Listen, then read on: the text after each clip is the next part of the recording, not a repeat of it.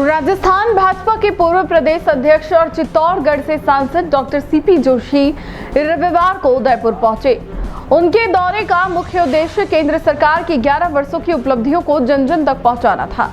इस अवसर पर भाजपा कार्यालय में एक विशेष प्रदर्शनी का आयोजन किया गया, जिसमें केंद्र एवं राज्य सरकार द्वारा किए गए कार्यों को चित्रों और तथ्यों के माध्यम से प्रदर्शित किया गया।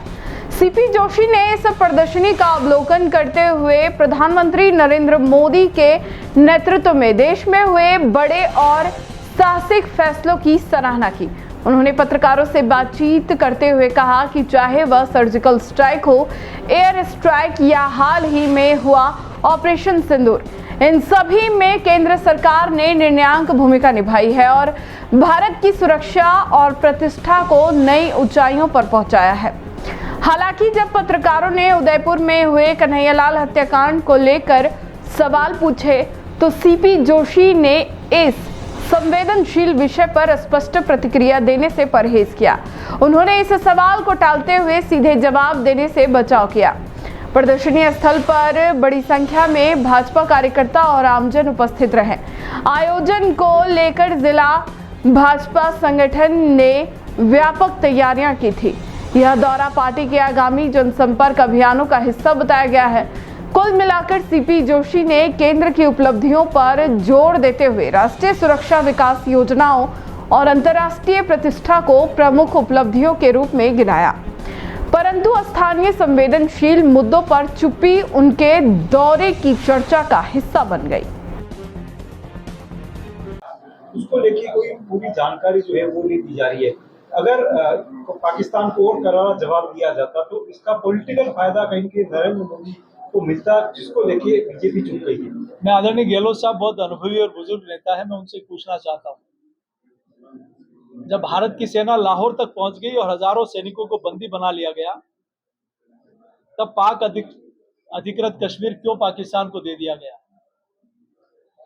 जब अक्साई चीन हजारों वर्ग किलोमीटर जमीन चीन ने कब्जा कर लिया और भारत की संसद में जब सांसद महावीर त्यागी जी ने सवाल उठाया कि ये जमीन क्यों चीन ने कब्जा कर ली, तो नेहरू जी ने कहा ये जमीन बंजर है। तो सांसद महावीर त्यागी जी ने कहा कि सर से टोपी उतार के कि मेरे सर पे बाल नहीं है तो क्या गर्दन काट के फेंक देंगे क्या? तो उसका जवाब भी जवाहरलाल नेहरू नहीं दे पाए।